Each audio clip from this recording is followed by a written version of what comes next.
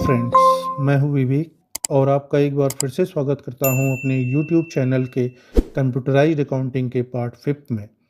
अगर आपने मेरी प्रीवियस वीडियोस अभी तक नहीं देखे हैं तो पहले उन्हें ज़रूर देख लीजिए, क्योंकि ये सारे कंटेंट्स एक प्रॉपर सीक्वेंस में हैं। अगर आप कोई पार्ट मिस करते हैं तो आपको कॉन्सेप्ट समझने में दिक्कत हो सकती है। तो चलिए आज का सेशन स्टार्ट करते हैं।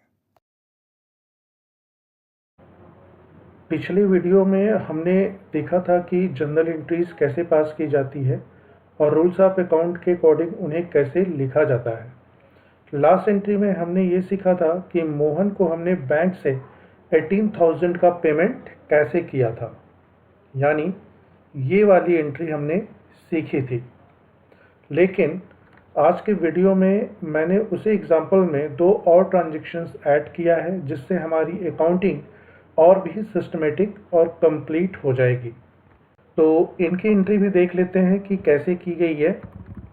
Deposited ₹20,000 in bank. तो ये एंट्री आप देख सकते हैं, bank account debit to cash account.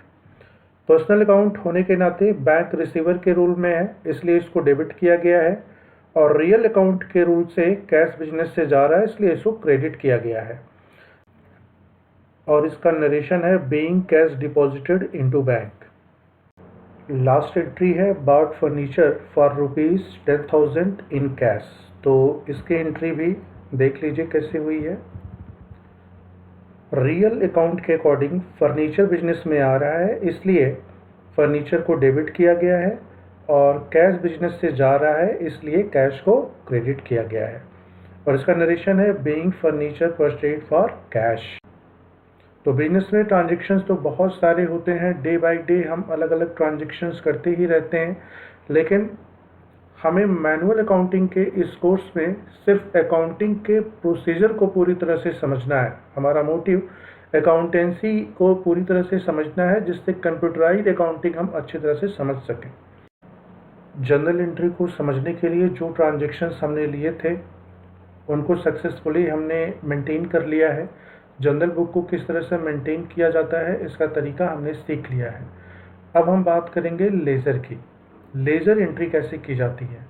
तो जैसा कि इस सीरीज़ के सेकंड पार्ट में मैंने ऑलरेडी आपको बताया था कि जर्नल बुक में सारे ट्रांजेक्शन्स को रैंडमली मेंटेन किया जाता है। ट्रांजेक्शन हम जैसे जैसे करते जाते हैं उसको वैसे वैसे डेट वाइज हम मेंटेन करते चले जाते हैं, लेकिन इसमें सारी एंट्रीज मिक्स्ड होती है।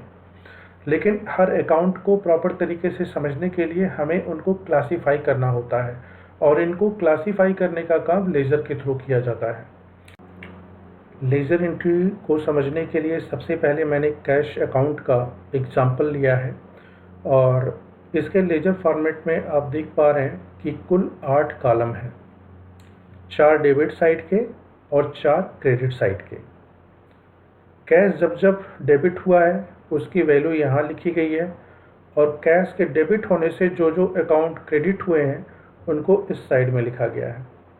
ठीक इसी तरह से कैश जब जब क्रेडिट हुआ तो उसकी वैल्यू यहाँ मेंशन है, और जब जब कैश क्रेडिट हुआ है तो उसके साथ जो जो अमाउंट डेबिट हुए हैं उनको इस तरीके से यहाँ पर लिखा गया है।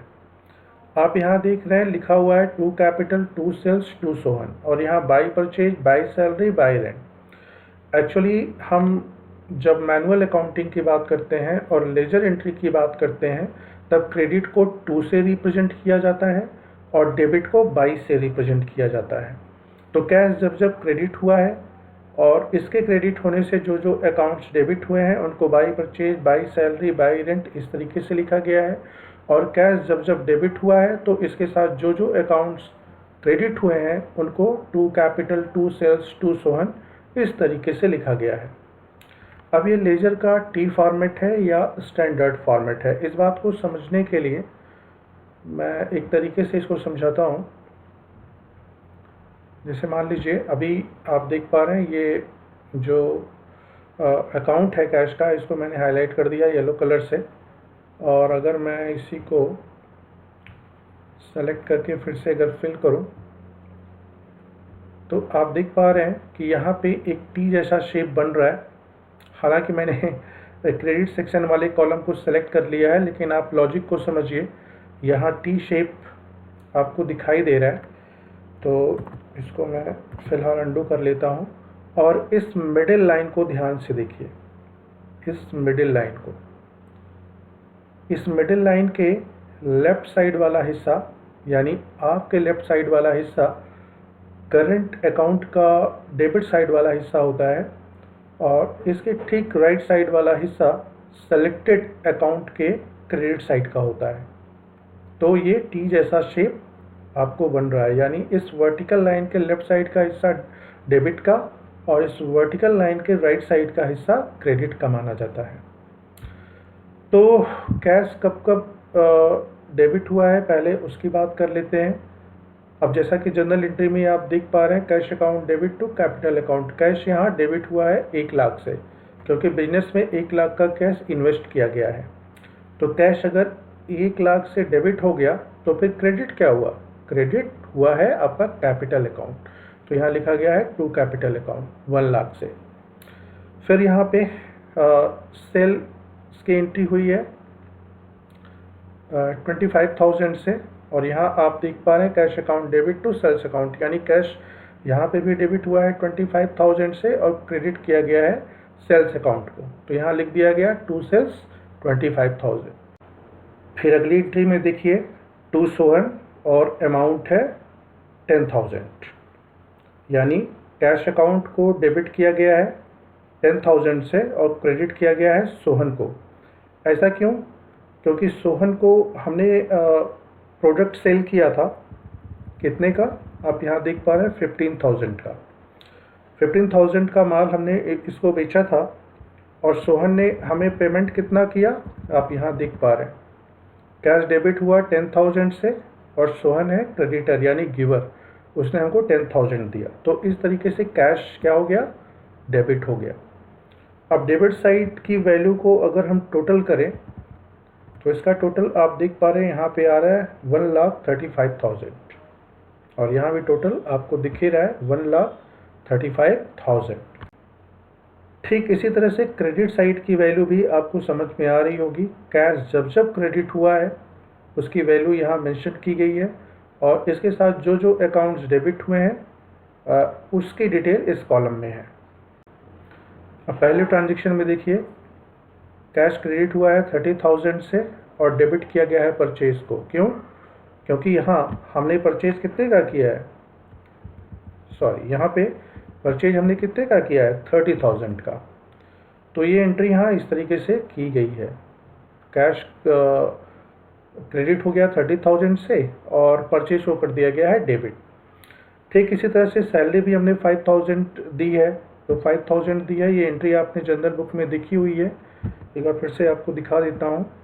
यहाँ देखिए सैलरी की एंट्री यहाँ की गई है 5,000 से और कैश क्रेडिट हुआ है 5,000 से। ठीक इसी के नीचे रेंट की भी एंट्री सेम इसी तरीके से की गई है। तो इन दोनों ही वैल्यूज़ को आप यहाँ देख पा रहे हैं, कैश क्रेडिट हुआ है 5,000 से और फिर कैश क्रेडिट हुआ है 2,000 से, और इन दोनों के अगेंस्ट सैलरी को डेबिट किया गया है और रेंट को भी डेबिट किया गया है। ड्राइंग को डेबिट क्यों किया गया, इसका जो लॉजिक है ऑलरेडी मैं जनरल एंट्री में समझा चुका हूँ। तो कैश को यहाँ भी ठीक इसी तरीके से क्रेडिट कर दिया गया है, डेबिट है ड्राइंग। ठीक इसी तरह से बैंक की भी एंट्री है और फर्नीचर की भी एंट्री है। अब अगर यहाँ का हम टोटल करें तो आप देख पा रहे हैं इसकी जो वैल्यू आ रही है वो आ रही है 70,000 की, 70,000। यानी अगर डेबिट साइड की वैल्यू देखें तो 1,35,000 है और क्रेडिट साइड की वैल्यू अगर आप देखें तो ये आ रहा है टोटल 70,000। यानी कैश का इनफ्लो ज़्यादा हुआ है जबकि आउटफ्लो कम है। कैश बिजनेस से कम गया है जबकि कैश बिजनेस में ज़्यादा आया है। तो डबल एंट्री सिस्टम में ये ज़रूरी है कि जितनी वैल्यू डेबिट साइड की हो उतनी ही वैल्यू क्रेडिट साइड की भी होनी चाहिए, यानी दोनों एस्पेक्ट्स एक दूसरे के इक्वल होने चाहिए। अगर ये दोनों इक्वल नहीं होते हैं तो फिर अकाउंटिंग गलत हो जाती है। तो अभी दोनों एस्पेक्ट्स जो कि डिसबैलेंस्ड हैं, दोनों एक दूसरे के बराबर नहीं हैं, तो इनको बराबर करने के लिए हमें डेबिट साइड की वैल्यू से क्रेडिट साइड की वैल्यू को सब्ट्रैक्ट करना होगा। तो जब हम सब्ट्रैक्ट करेंगे तो हमारा बैलेंस क्या आएगा, वो बैलेंस आएगा 65,000। तो हम क्या करेंगे, इस 65,000 को क्रेडिट साइड में हम लिख देंगे, यानी इसको कैरी डाउन कर देंगे क्रेडिट साइड में, और यहाँ इसको मेंशन करेंगे। तो इस केस में अगर हम क्रेडिट साइड की वैल्यू का टोटल करें तो देखेंगे अब ये आ रहा है 1,35,000, और इधर 1,35,000 है ही। अब एक चीज़ और ध्यान में रखिए, अगर आप ये मान के चल रहे हैं कि ये सारे ट्रांजैक्शंस अप्रैल मंथ के हैं, तो जाहिर सी बात है इसकी स्टार्टिंग 1 अप्रैल से हुई होगी, और इसकी क्लोजिंग हम कब कर रहे हैं, 30 अप्रैल को, यानी महीने के लास्ट में हम हर लेजर की क्लोजिंग करते हैं, और जो क्लोजिंग बैलेंस हमें प्राप्त होता है उसको नेक्स्ट मंथ में हम ब्रॉट डाउन कर देते हैं, यानी अगले मंथ की पहली तारीख क्या होगी, 1 मई। तो 30 अप्रैल यानी पिछले मंथ के लास्ट डेट को यही बैलेंस इसका क्लोजिंग बैलेंस कहलाएगा, और नेक्स्ट मंथ में यही बैलेंस इसका ओपनिंग बैलेंस कहलाएगा। लेजर का जो स्टैंडर्ड फॉर्मेट है वो आपकी समझ में आ गया है, आपको पता है उसमें 8 कॉलम्स होते हैं, और लेजर एंट्री उसमें हम किस तरीके से करते हैं। लेकिन बाकी के अकाउंट्स के लिए मैं फॉर्मेट थोड़ा सा चेंज कर रहा हूँ। लेजर का स्टैंडर्ड फॉर्मेट आपने समझ लिया है, उसमें 8 कॉलम्स होते हैं, और एंट्री कैसे होती है इसका तरीका भी आपको पता चल गया। लेकिन बाकी अकाउंट्स के लिए मैं तरीका थोड़ा सा चेंज कर रहा हूँ, इसको शॉर्टकट तरीके से आपको बताने की कोशिश कर रहा हूँ। यहाँ सबसे पहले कैपिटल अकाउंट की बात करते हैं। कैपिटल अकाउंट में आपको पता है जब हमने कैश इन्वेस्ट किया था बिजनेस में तो 1 लाख वैल्यू थी, और कैश को डेबिट किया गया था, और डेबिट साइड की वैल्यू यहाँ पे देखिए 0 है, और क्रेडिट साइड की वैल्यू 1 लाख है, यानी एस्पेक्ट टोटल की बात करें तो इसकी वैल्यू 0 और इसकी 1 लाख। तो 1 लाख में से 0 सब्ट्रैक्ट हुआ तो बचा कितना, 1 लाख। तो 1 लाख को हम यहाँ डेबिट साइड में इसलिए लिखेंगे ताकि दोनों एस्पेक्ट्स बराबर हो जाएं, और ये चूँकि क्रेडिट की वैल्यू है जो हमें मिली है, जो नेक्स्ट मंथ में ओपनिंग बैलेंस के रूप में जाएगी, वो एक्चुअली इसकी क्रेडिट वैल्यू है। ठीक इसी तरीके से अगर हम और नीचे आएँ तो परचेज अकाउंट की बात आती है। परचेज अकाउंट में परचेज 30,000 से डेबिट हुआ, और फिर 20,000 से डेबिट हुआ। इस केस में कैश क्रेडिट हुआ है, और यहाँ मोहन क्रेडिट है। इसकी अगर एस्पेक्ट टोटल की बात करें तो ये 50,000 आ रहा है, जबकि क्रेडिट वैल्यू 0 है। तो दोनों को इक्वल करने के लिए क्या, डेबिट वैल्यू में से क्रेडिट वैल्यू को सब्ट्रैक्ट कर देंगे, तो जो वैल्यू आ जाएगी उसको हम क्रेडिट के नीचे लिखेंगे, यानी एक वैल्यू कैरीड डाउन होगी जो कि एक डेबिट साइड की वैल्यू है। नेक्स्ट मंथ में ये बैलेंस ओपनिंग बैलेंस होगा जो कि डेबिट साइड का होगा, और फिर यहाँ भी इसका टोटल कर लिया गया है सेम इसी तरीके से। अब सेम यही लॉजिक हम सेल्स अकाउंट में भी लगाएंगे। डेबिट क्रेडिट बैलेंस का कंपैरिजन करते हुए हम देख रहे हैं कि इस अकाउंट का जो क्लोजिंग बैलेंस आ रहा है वो है 40,000, और यह एक क्रेडिट बैलेंस है। ठीक इसी तरीके से मोहन अकाउंट की अगर बात करें तो मोहन का जो क्लोजिंग बैलेंस आ रहा है, सारा कुछ सब्ट्रैक्शन वगैरह करने के बाद वो 2,000 है, यानी मोहन का जो क्लोजिंग बैलेंस है वो 2,000 आ रहा है। सोहन की अगर बात करें तो सोहन का ठीक इसी तरीके से 5,000 आ रहा है। सैलरीज की बात करें तो इसका क्लोजिंग बैलेंस 5,000 है, रेंट का 2,000 है, और ड्राइंग का 3,000 है, और बैंक का यहाँ पे आ रहा है क्लोजिंग बैलेंस 2,000। पहले 20,000 बैंक में डिपॉजिट किया था, और 18,000 के चेक से मोहन को पेमेंट किया गया था, तो सब्ट्रैक्शन करने पे इसका क्लोजिंग बैलेंस 2,000 निकल के आता है, जो कि इसका डेबिट बैलेंस है। फर्नीचर की अगर बात करें तो यहाँ भी इसका क्लोजिंग बैलेंस आप देख पा रहे हैं 10,000 है। फर्नीचर आया है बिजनेस में और कैश गया है, यानी कैश क्रेडिट हुआ है और फर्नीचर डेबिट हुआ है, तो यहाँ क्लोजिंग बैलेंस डेबिट बैलेंस है जिसकी वैल्यू है 10,000। तो अब हर लेजर के क्लोजिंग बैलेंस को अब हम समराइज करेंगे किस में, ट्रायल बैलेंस में। यहाँ आप ट्रायल बैलेंस की भी वैल्यू देख पा रहे हैं, और जैसा कि मैंने आपको बताया था कि ट्रायल बैलेंस अरिथमेटिकल एक्यूरेसी को चेक करने के लिए होता है। अगर कोई अरिथमेटिकल एरर नहीं है तो इसकी डेबिट साइड की वैल्यू और क्रेडिट की साइड की वैल्यू हमेशा इक्वल आती है।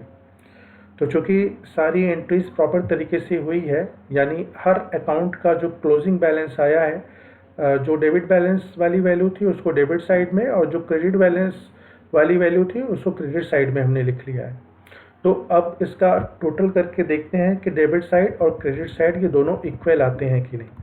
तो डेबिट साइड की पूरी वैल्यू सेलेक्ट करने पर यहाँ देखिए वैल्यू शो हो रही है 1,42,000।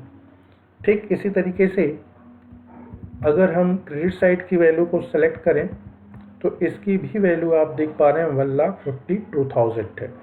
मतलब डेबिट साइड की भी वैल्यू बराबर है और क्रेडिट साइड की भी वैल्यू बराबर है। मतलब ये हुआ कि हमारी अकाउंटिंग के प्रोसेस में कहीं कोई एरर नहीं है। अगर एरर नहीं है तो ट्रायल बैलेंस बनाने तक का जो पूरा प्रोसेस है मैनुअल अकाउंटिंग का वो बिल्कुल सही तरीके से हुआ है।